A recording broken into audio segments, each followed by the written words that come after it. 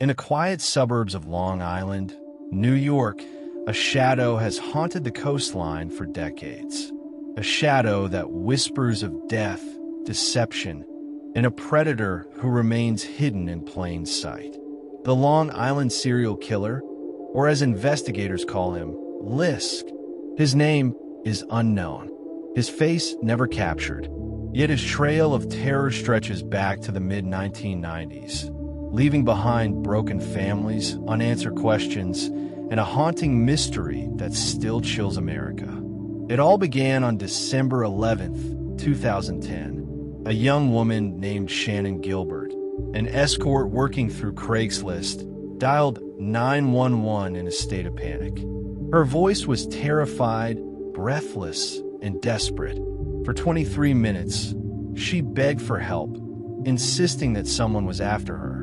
Shannon fled into the night near Oak Beach, disappearing into the marshes as police searched for her. But in the process of looking for Shannon, authorities stumbled upon something far more horrifying. Within days, 4 female bodies were discovered buried in the sand dunes along Gilgo Beach. They were wrapped in burlap sacks, their remains hidden only a few hundred feet from the road. Each victim shared haunting similarities. Young women, working as escorts, advertised on Craigslist, and murdered in a disturbingly calculated way. The community was stunned. This wasn't just one murder. This was the work of a serial killer. As the investigation widened, more bodies were found. By 2011, the tally reached 10 victims scattered along Ocean Parkway. Some were identified, like Maureen Brainerd Barnes, Melissa Barthélemy, Megan Waterman, and Amber Lynn Costello. Others remained Jane Does, their identities still unknown, their stories silenced forever. Police realized they weren't dealing with a single case, but a web of cold-blooded killings stretching back nearly 2 decades. But who was the Long Island serial killer? Theories swirled. Many believed he was a local, someone familiar with the isolated stretch of highway where the bodies were dumped. Some suggested he might be a law enforcement officer or someone with deep knowledge of police tactics because he seemed to always stay one step ahead. Others whispered that he could be a powerful figure, someone shielded by influence and status, making him untouchable. In one chilling detail, the killer used the cell phones of his victims after their deaths. He made calls to the families, taunting them, mocking them, and prolonging their suffering. Melissa Barthélemy's younger sister received several such calls, where the caller described graphic details of Melissa's fate. Detectives traced the calls, but the signal always pinged in crowded areas like Times Square, suggesting the killer knew exactly how to hide in plain sight. For years, the case dragged on with little progress. Police departments and the FBI clashed over jurisdiction. Evidence was mishandled, and families accused authorities of corruption and negligence. Some even suggested that the killer might have ties to law enforcement itself. And then came the most debated twist of all: the disappearance of Shannon Gilbert, the woman whose frantic 911 call had led police to Gilgo Beach in the first place. Her remains were found 18 months later in a swamp, not far from where she vanished.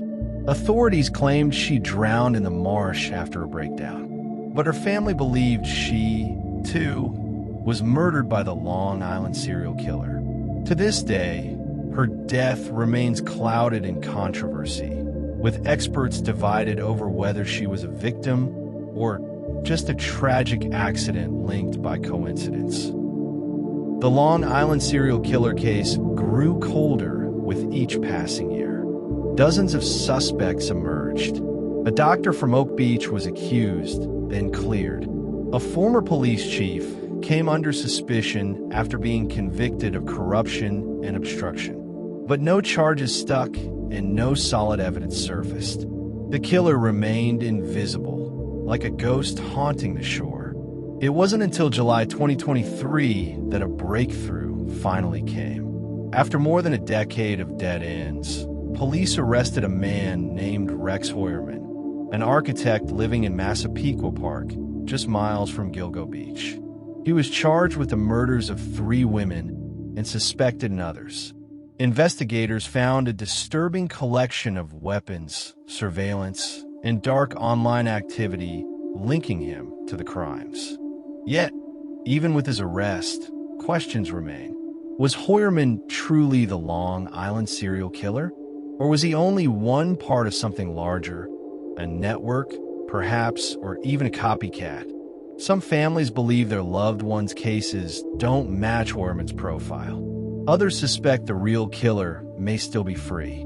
Today, the mystery of the Long Island serial killer continues to haunt America. The winds across Gilgo Beach still whisper with the voices of the lost. 10 victims, maybe more. A trail of blood stretching across decades. And a question that may never truly be answered. How many killers were there? And why did it take so long to uncover the truth? As the sun sets over the lonely shores of Long Island, the story remains unfinished. Behind every dune, every shadow, lies the chilling reminder that monsters walk among us, sometimes hidden behind the most ordinary of faces.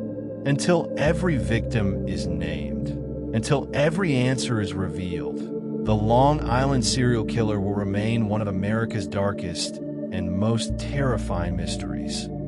This was another chilling mystery that still remains unsolved. What do you think really happened? Let us know your thoughts in the comments below.